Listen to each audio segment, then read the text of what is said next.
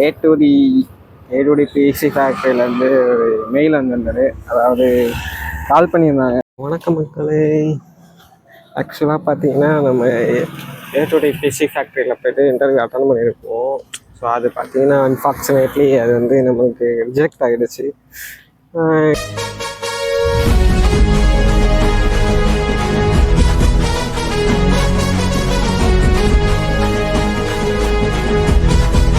So வணக்கம் மக்களே, என்னடா இப்படி கருப்பாக இருக்காரு அப்படின்னா அது ஒன்றும் இல்லை, வெயில் அடிக்குது, அதனால தான் அப்படி தெரியல.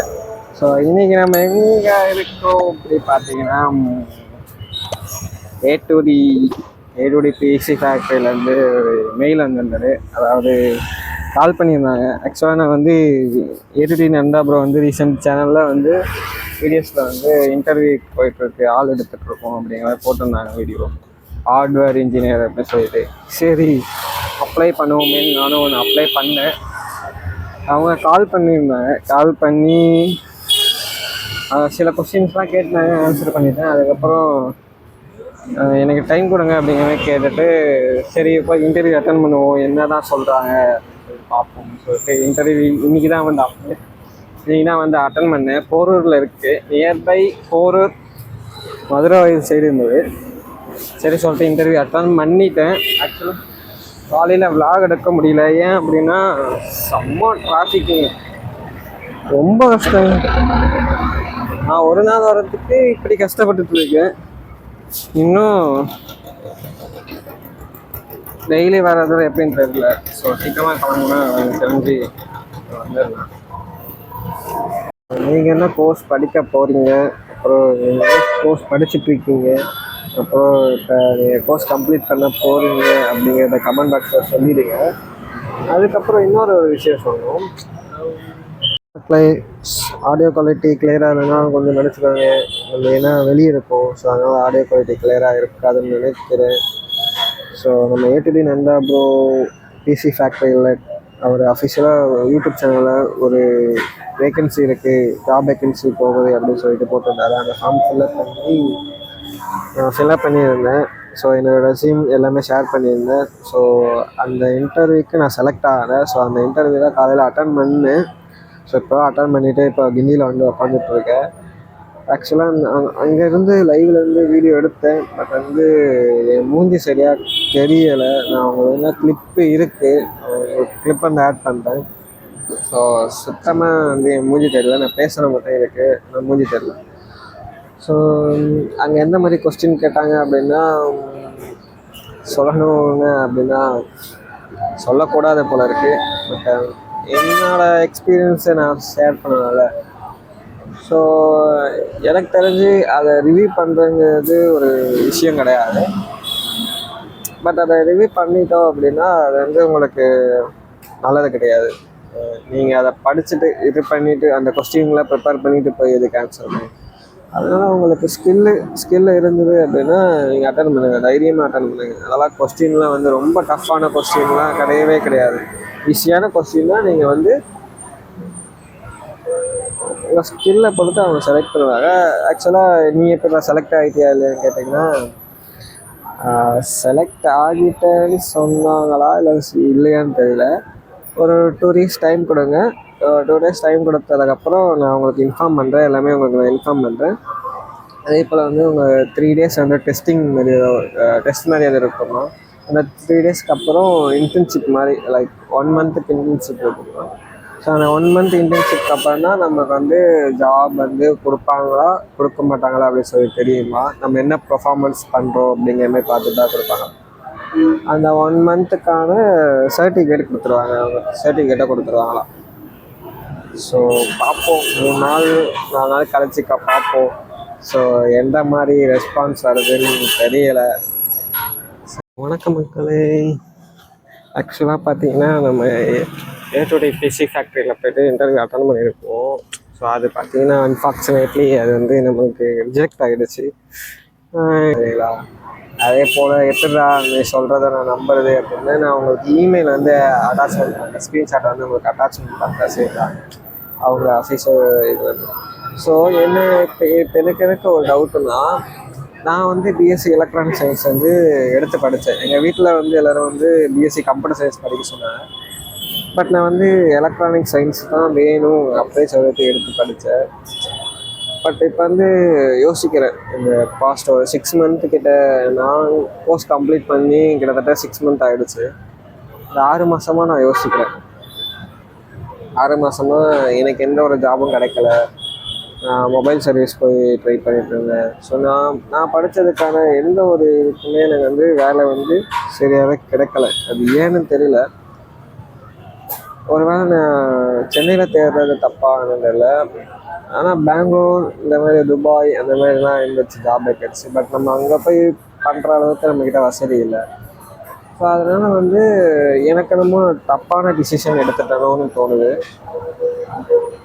பேசாமல் கம்ப்யூட்டர் சயின்ஸே எடுத்திருந்தேன்னா என்னென்னா நம்ம ஏதாவது கம்பெனியில் போயிட்டு ஹார்ட்வேராகவோ சாஃப்ட்வேர் இன்ஜினியராகவோ இல்லை வந்து வெப்சைட் டெவலப்பராகவோ அப்புறம் வேறு என்ன. ஸோ அந்த மாதிரி ஏதாவது போயிருப்பணும் அப்படின்னு சொல்லிட்டு. பட் இதை சூஸ் பண்ணதுனால எனக்கு வந்து இந்த ஒரு மனசு ரொம்ப கஷ்டமாக இருக்குது.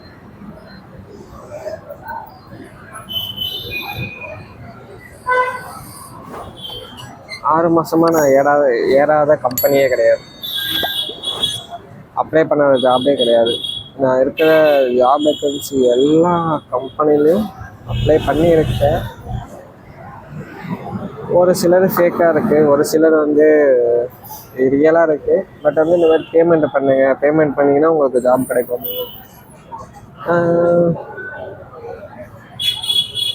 என்ன கேட்குறேன் அப்படின்னா, உங்களுக்கு வேலை கொடுக்குறாங்க அப்படின்னா எப்பவுமே வந்து வேலை கொடுக்க வந்து காசு கேட்க மாட்டான். இந்த மாதிரி காசு கொடு வேலை கொடு அந்த மாதிரி இருந்ததுன்னா அதெல்லாம் ஃபேக்கு. ஸோ என்னோடய எக்ஸ்பீரியன்ஸை நான் சொல்லணும் அப்படின்னா, நீங்கள் இப்போ நான் என்ன ஒரு ஜனவரி 3rd 21 நினைக்கிறேன். ஸோ மார்ச், ஏப்ரல், மே, ஜூன்லலாம் எக்ஸாம் புதுசாக காலேஜ் ஜாயின் பண்ணிடுவீங்க நிறைய பேர். ஸோ அவங்களுக்குலாம் நான் ஒன்றே ஒன்று தான் சொல்லுவேன். என்னென்னா, நீங்கள் பேக்ரவுண்டில் செக் பண்ணுங்கள். இந்த கோர்ஸ் எடுத்தால் நமக்கு வேல்யூவா, இதனால் எல்லாமே பேக்ரவுண்டில் செக் பண்ணுங்கள். எங்கேயா ஜாப் வேக்கன்சி இருக்குமா,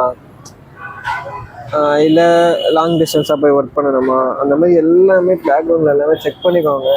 செக் பண்ணிவிட்டு அதுக்கப்புறம் ஜாயின் பண்ணுங்கள். என்ன கேட்டால் நான் அப்படி தான் சொல்லுவேன். ஏன்னா நான் இப்போ வந்து எனக்கு இன்ட்ரெஸ்ட் இருக்குது, எலக்ட்ரானிக்ஸில் இன்ட்ரெஸ்ட் இருக்குன்னு சொல்லிட்டு நான் எடுத்துட்டேன். நான் ஆனால் பேக்ரவுண்டில் எதுவுமே செக் பண்ணலை.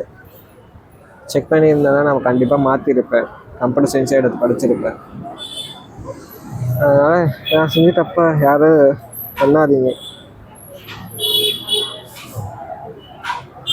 எலக்ட்ரானிக் சயின்ஸில் எந்த ஒரு ஜாபுமே இல்லை.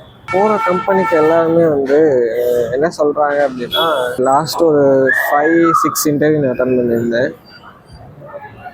அந்த 5-6 இன்டர்வியூலையும் என்கிட்ட வந்து என்ன கேட்டாங்க அப்படின்னா, எக்ஸ்ட்ரா கோர்ஸ் ஏதாவது படிச்சிருக்கீங்களா அப்படின்னு சொல்லிட்டு கேட்குறாங்க. டிகிரி ஓகேவா, பட் எக்ஸ்ட்ரா கோர்ஸ் ஏதாவது படிச்சிருந்தீங்கன்னா நாங்கள் எடுத்துப்போம். லைக் இப்போ வந்து பிசிபி டிசைனிங் அப்படின்னு ஒன்று இது இருக்குங்களா, அதுக்கான கோர்ஸ் நான் எடுத்து படிக்கணும். இப்போ நான் 3D பிரிண்டிங் பண்ணுறேன் அப்படின்னா, 3D பிரிண்டர்னு சொல்ல முடியாது, இந்த சிவில் பேசிஸ் ஒர்க் இருக்குல்ல, ஸோ அதுக்கெலாம் வந்து கோர்ஸ் எடுத்து படித்தாதான் ஜாயின் பண்ணுவாங்க. ஆனால் அந்த கோர்ஸுக்கு வந்து எவ்வளோ அமௌண்ட் அப்படின்னா, நான் வந்து சர்ச் பண்ணேன். அப்போ வந்து எனக்கு காட்டின கோர்ஸுக்கு வந்து அமௌண்ட் வந்து அரௌண்ட் 60,000 ரூபாய் கட்டுச்சு.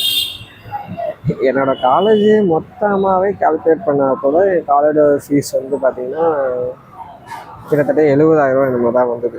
என்னோடய 3 வருஷம் டிகிரி கம்ப்ளீட் பண்ணுறதுக்கு. பட் இது 6 மாதம் கோர்ஸுக்கு 60,000 பே பண்ணி நான் ஏன் படிக்கணும்? சரி, ஓகே. இப்படி இது பண்ணுறாங்க அப்படின்னா, நான் வந்து வெறும் ஸ்கில்லுக்கு மட்டுமே நான் இது பண்ணி, அதாவது இப்போ நான் என்ன கோர்ஸ் போடணும் அதுக்கான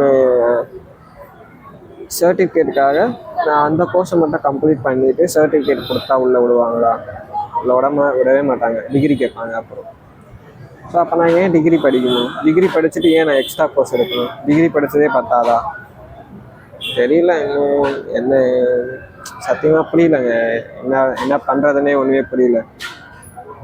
சென்னையில் வந்து இந்த எலக்ட்ரானிக்கு ஒரு ஜாப் இருக்கு அப்படி இருக்கான்னு கேட்டிங்கன்னா எனக்கு தெரிஞ்சு இல்லைன்னு தான் தோணுது. இப்போ ஜூனில் வந்து புதுசாக காலேஜ் அதாவது அட்மிஷன் ஓப்பன் ஆகும். ஸோ அந்த அட்மிஷன் பர்சன்லாம் என்ன பண்ணுங்க அப்படின்னா செக் பண்ணிக்கோங்க பேக்ரவுண்டில். இந்த கோர்ஸ் படித்தா வேல்யூவா, இந்த கோர்ஸை வந்து கம்ப்ளீட் பண்ண நம்மளுக்கு ஜாப் எங்கே கிடைக்கும், ஸோ எந்த மாதிரி சேல்ரி கிடைக்கும், ஸோ அதெல்லாம் தெரிஞ்சுக்கோங்க. தெரிஞ்சுக்காம இது பண்ணாதீங்க.